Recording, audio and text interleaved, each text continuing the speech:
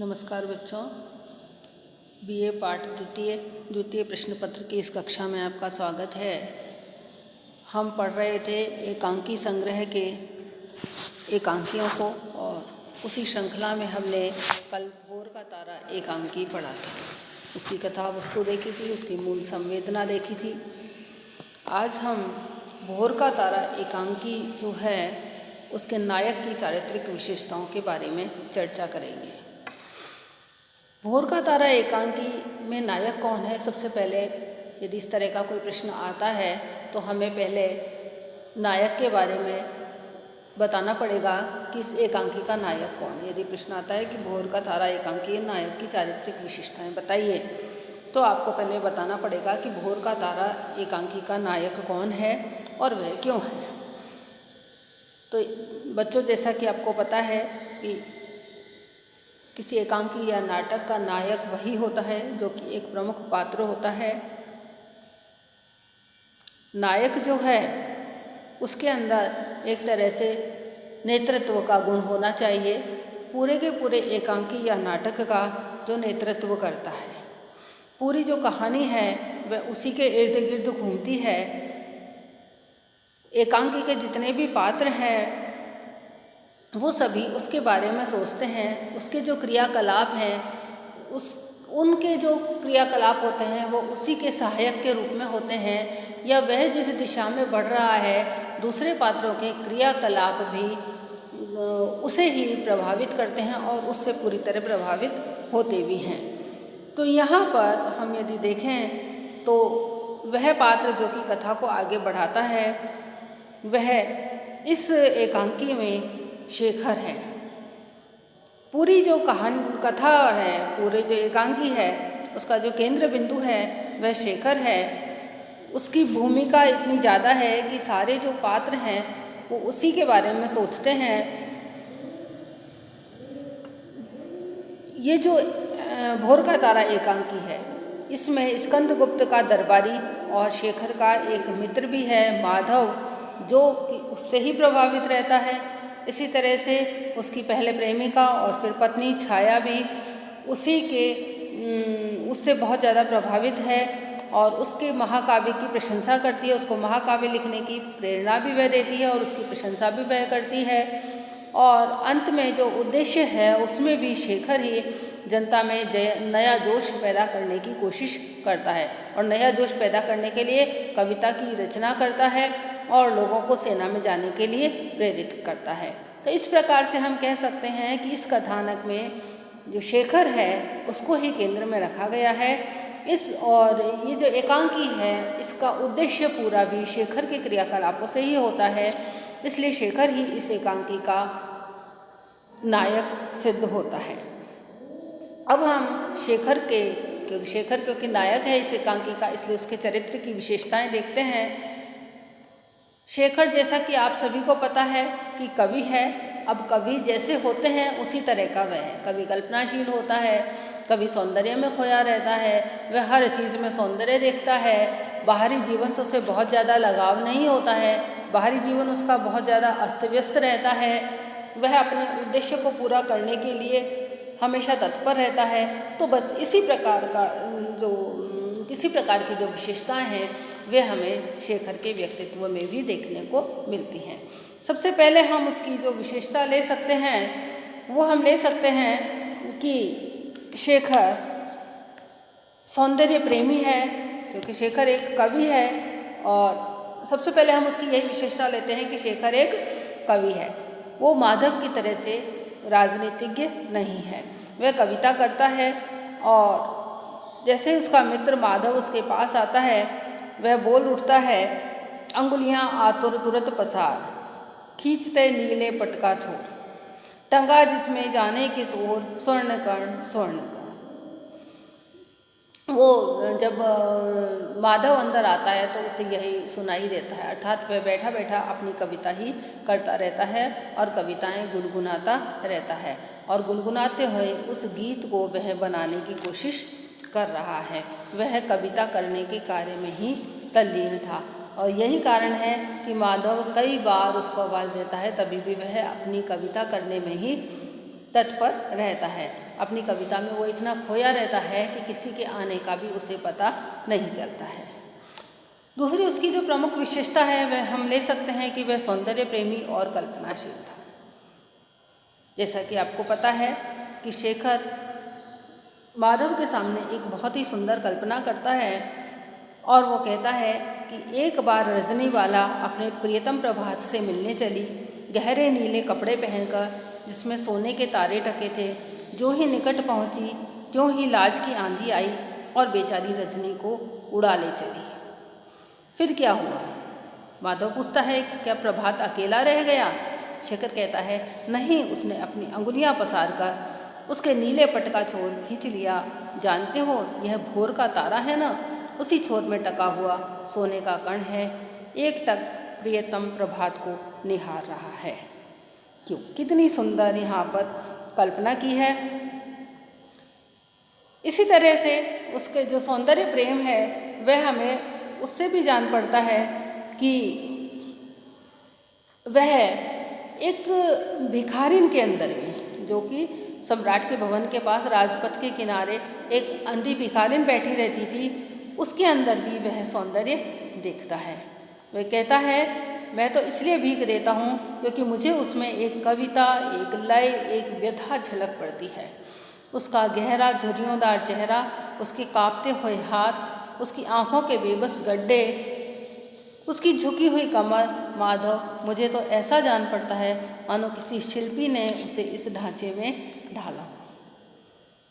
सौंदर्य प्रेमी भी है, कवि भी है, कवि हृदय है, इसलिए उसे उस बूढ़ी भिखारिन में, उस अंधी भिखारिन में भी सौंदर्य दिखाई देता है। तो यह उसके सौंदर्य प्रेमी होने का एक बहुत ही सुंदर उदाहरण है। इसी तरह से हम देखते हैं कि उसका जो जीवन है वह, जैसा कि मैंने आपको बताया कि कवियों का जीवन जैसा होता है अस्त व्यस्त, उसी तरह का अस्त व्यस्त जीवन उसका भी है। उसके भी वह बाहरी चीज़ों में बहुत ज़्यादा ध्यान नहीं रखता है कि अपने घर की सजावट में ध्यान रखे या अपने पहनने ओढ़ने पर ज़्यादा ध्यान रखे। इसीलिए इस एकांकी के प्रारंभ में ही बताया गया है, स्थान जो बताया है उसमें कवि शेखर का गृह, सब वस्तुएं अस्त व्यस्त हैं। बाईं ओर एक तख्त पर मैली फटी हुई चद्दर बिछी है, उस पर एक चौकी भी रखी है और लेखनी इत्यादि भी। इधर उधर भोजपत्र बिखरे पड़े हुए हैं, एक तिपाई भी है जिस पर कुछ पात्र रखे हुए हैं। अर्थात सारा जो उसका जीवन है, उसका जो जीवन से संबंधित रहन सहन जो है वह पूरी तरह से अस्त व्यस्त है। क्योंकि वह कल्पनाजीवी है, सौंदर्य पसंद करता है, इसलिए उसको तो महत्व देता है, किंतु कविता रचने और कल्पना करने में शेखर अपने जो रहने की जगह है, पहनने की जो चीज़ें हैं उनमें वो ज़्यादा ध्यान नहीं रखता है। और इसीलिए माधव उससे कहता भी है, जब छाया उसके साथ रहने के लिए आने वाली होती है, छाया उसके साथ रहने का निर्णय हो चुका होता है, उस समय माधव उससे कहता है, भले मानस, छाया क्या इस कूड़े में रहेगी? बिखरे हुए कागज़, टूटी चारपाई, फटे हुए वस्त्र। शेखर, लापरवाही की भी एक सीमा होती है, लेकिन फिर भी शेखर उसकी इस बात को बहुत हल्के में लेता है और कहता है कि मैं इन बातों की परवाह नहीं करता हूँ। वह कभी भी भौतिक वस्तुओं की ओर ध्यान नहीं देता है, वह सौंदर्य में ही खोया रहता है। कहता है, मैं परवाह करता हूँ फूल की पंखुड़ियों पर जगमगाती हुई ओस की। और फिर उसने माधव को सूर्य की किरणों में समेटे हुए जो बादल के टुकड़े हैं, उसमें सुबह को आकाश में टिमटिमाते हुए जो तारे हैं, उन सब की वह चर्चा करके और उस सौंदर्य की ओर माधव का ध्यान आकृष्ट करता है। अब हम देखते हैं कि उसकी वेशभूषा कैसी है। उसकी वेशभूषा के बारे में यदि हम चर्चा करें तो उसकी वेशभूषा कवियों जैसी ही वेशभूषा है। वह एक कवि है और स्कंदगुप्त के दरबार में कविता सुनाने के लिए वह बुलाया गया था, बुलाया जाता है। और शेखर छाया को कहानी भी सुनाता है। छाया ने जो कुछ कहा उससे शेखर की वेशभूषा का भी पता चलता है। उसके लंबे बाल थे, कपड़े ढीले ढाले थे, उसके गले में फूलों की माला रहती थी, वह माथे पर भी कुछ लगाता था, वह ऊनी दुशाला भी धारण करता था। अर्थात जिस तरह से कवि रहते हैं उसी तरह से वह रहता था। कवियों जैसी ही एक कलाकारों जैसी, जैसे कि कलाकार होते हैं उनमें अपनी कला के प्रति जुनून होता है और कला के प्रति जुनून होने के कारण उनका जो पहनावा होता है, उसमें उनकी जो वेशभूषा होती है वह भी उसी प्रकार की हो जाती है। अगले हम उसके चरित्र की विशेषताएं यदि देखें तो वह एक सच्चा प्रेमी था और कविता को पसंद करने वाला था। सच्चा प्रेमी होने के कारण ही वह छाया से प्रेम करता है। वह छाया से प्यार जब करता है तो उसमें उसी के कारण वह मानता है कि कविता रचने की प्रेरणा भी उसे मिलती है। वह हमेशा उसे अपने पास रखना चाहता है छाया को, और जब छाया के साथ रहने का अवसर मिलता भी है तो उसके साथ रह कर के वो बहुत सी सुंदर रचनाएं करता है, उसके गीत सुनता है और उसके आधार पर वह कविता की रचनाएं करता है। और छाया से प्रेरणा पाकर के ही उसने भोर का तारा जो महाकाव्य है वह लिखा। छाया जो गीत होते हैं वह सुनाती है और शेखर कविता करता है, और इसीलिए वह सुबह उठते ही कविता सुनाता है। वो कहता है कि मैं रात में ही कविता कर सकता हूँ। छाया सम्राट के मंत्री देवदत्त की बहन थी और शेखर की कविताओं को वो बहुत पसंद करती थी।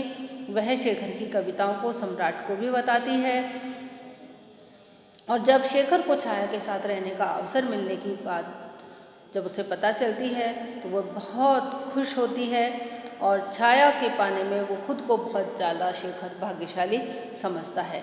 वह छाया से कहता है कि तुम तो मेरी कविता हो। तो इस तरह से वह एक सच्चा प्रेमी भी था जो कि नारी का सम्मान भी करता था, उससे प्रेरणा भी ग्रहण करता था, और इसीलिए वह छाया से एक स्थान पर कहता भी है, सुनो तो मेरे लिए तो जीवन में ऐसी सूखी चट्टानें थोड़ी ही हैं, मेरी कविता ही मेरी हरी भरी वाटिका है। मैं उसे प्यार करता हूँ क्योंकि मुझे उसमें सौंदर्य दिखता है। मैं तुमसे प्यार करता हूँ क्योंकि मुझे तुम्हारे हृदय में सौंदर्य दिखता है। जिस रोज़ मैं तुमसे दूर हो जाऊँगा उस रोज़ मैं सौंदर्य से दूर हो जाऊँगा, अपनी कविता से दूर हो जाऊँगा, मेरी कविता मर जाएगी। अर्थात वह उससे बहुत ज़्यादा प्रेम करता है और वह कहता है कि मेरी कविता तुम ही हो।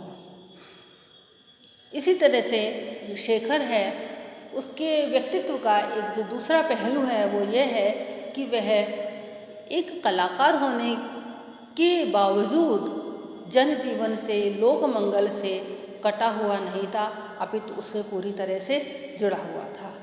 और यही कारण है कि शेखर ने जो एक महाकाव्य इतने प्रयास के बाद और छाया से प्रेम करने के कारण उसके गीतों को सुन करके उससे की प्रेरणा पा करके जिससे कि वह बहुत ज़्यादा प्रेम करता है, उससे प्रेरणा पा करके जो वो महाकाव्य लिखता है भोर का तारा, जिसके लिए कि वह स्वयं कहता है कि छाया यह काव्य बड़ी लगन का फल है, कल मैं इसे सम्राट की सेवा में ले जाऊंगा और फिर जब मैं उस सभा में इसे सुनाना आरंभ करूंगा तब सारी उज्जैनी की आंखें मेरे ऊपर होंगी। महाकाव्य उस समय सम्राट गदगद हो जाएंगे और मैं कवियों का सिरमौर हो जाऊंगा। छाया बरसों बाद दुनिया पड़ेगी, कवि कुल शिरोमणि शेखर कृत भोर का तारा। अर्थात उसने बड़े मेहनत से, बड़ी लगन से इस भोर का तारा जो महाकाव्य है उसे लिखा था। लेकिन जब इस समय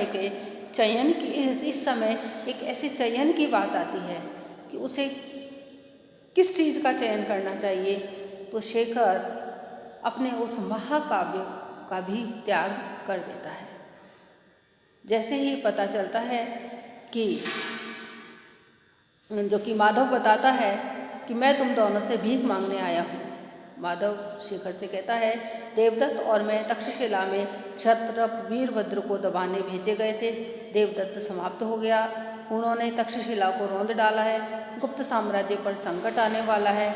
तुम अपनी कविता से जनता में जोश पैदा करो और लोगों को सम्राट की सहायता के लिए हथियार उठाने के लिए तैयार करो।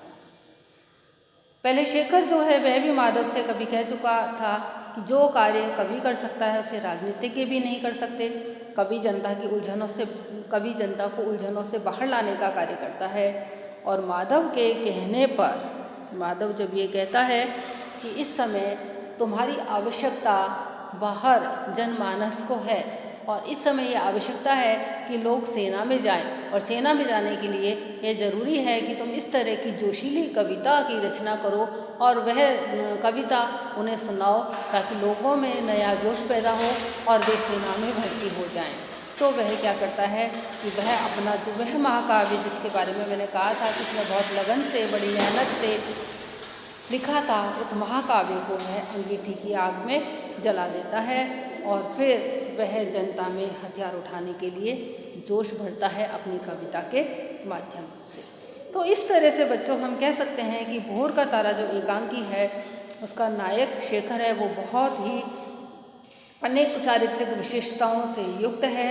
शुरू से अंत तक वह इस एकांकी में रहता है। सारे के सारे जो पात्र हैं उनके जो क्रियाकलाप हैं वो उसी के इर्द गिर्द घूमते हैं। चरित्र की बहुत सी विशेषताएं इस एकांकी में हमको देखने को मिलती हैं कि वह कवि है, उसका घर अस्त व्यस्त रहता है, वह कल्पना प्रेमी है, वह सौंदर्य प्रेमी है, वह नारी के प्रति आदर का भाव रखता है, वह प्रेम का भाव रखता है नारी के प्रति।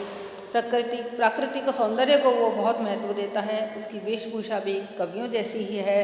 उसमें एक कलाकार का जो जुनून होता है वह जुनून उसके अंदर है, लेकिन उसके बावजूद वह जनता को प्रभावित करने की क्षमता रखता है और वह एक यथार्थ जो कहना चाहिए कदम, एक यथार्थ की ओर उठता हुआ जो उसका कदम है वह उसके चरित्र की और विशेषताओं, सभी विशेषताओं के ऊपर हमको भारी पड़ता है, जबकि वह अपने मेहनत से लिखे हुए जो महाकाव्य है उसको जला देता है और उसके स्थान पर वह इस तरह की कविता की रचना करता है जो कि आवश्यकता पड़ने पर लोगों के हृदय में नवीन जोश पैदा करने वाली थी और उसके कारण लोग अपने देश की रक्षा के लिए, उसकी कविता को सुन करके लोग देश की रक्षा के लिए उठ खड़े हुए। और इस तरह से शेखर इस बात को सिद्ध करता है, वास्तव में जो बात वह कहता है उस बात को वह अपने कार्यों के माध्यम से सिद्ध करता है कि कवि या कलाकार वह सभी काम कर सकता है जो कि राजनीतिज्ञ भी नहीं कर सकते। राजनीतिज्ञ तो ज़्यादातर समस्याओं को उलझाने में ही लगे रहते हैं। वो ये सोचते हैं समस्याएं उलझी ही रहें, बस वे एक अभिनय करते हैं कि समस्याओं को वे सुलझा रहे हैं, लेकिन वास्तव में वे समस्याओं को सुलझाते नहीं हैं, अभी तो उलझाए रखने का कार्य करते हैं। जबकि कलाकार यद्यपि उसके हाथ में कोई अधिकार नहीं होता, कुछ नहीं होता, लेकिन उसके बावजूद वह अपनी कल्पनाशीलता के माध्यम से, अपनी कला के माध्यम से लोगों में नया जोश पैदा करने की सामर्थ्य रखता है तथा वह काम कर सकता है जो कि राजनीतिज्ञ भी नहीं कर सकते, क्योंकि लोगों की जो भावनाएं हैं उनको द्वेलित करने का कार्य जो है वह राजनेता नहीं कर सकता, वह कोई कवि ही कर सकता है, वह कोई कलाकार ही कर सकता है। और जितने भी कुछ परिवर्तन होते हैं उन परिवर्तनों के पीछे बच्चों आप सभी को पता है कि जनमानस का ही हाथ होता है, और जनमानस का जब हाथ होता है, जनमानस जो कुछ काम करता है वो जब स्वयं की प्रेरणा से करता है तो वह काम बहुत अच्छा होता है। कानून के द्वारा काम करना अलग बात है, राजनेता तो ठीक है किसी तरह का कानून बना देंगे, उस कानून का पालन करना है वो सब ठीक है, लेकिन मात्र कानून पालन करना ही राष्ट्र के लिए पर्याप्त नहीं है। उसके लिए आवश्यकता इस बात की भी है कि लोगों में हर तरह का जोश पैदा हो, लोगों में अपनी मातृभूमि के प्रति लगाव का भाव पैदा हो और लोगों में अपने देश की रक्षा का भाव भी पैदा हो। और इस तरह की भावनाओं को पैदा करने का, इस तरह की भावनाओं के द्वारा लोगों में नया जोश भरने का काम एक कलाकार और कवि से अच्छा और कौन कर सकता है। तो इसके माध्यम से हमको ये जो भोर का तारा एकांकी है उसके नायक की चारित्रिक विशेषताएं हमको पता चलती हैं कि वह अनेक चारित्रिक विशेषताओं से युक्त है तथा उसमें नायक बनने के सभी गुण विद्यमान हैं। धन्यवाद।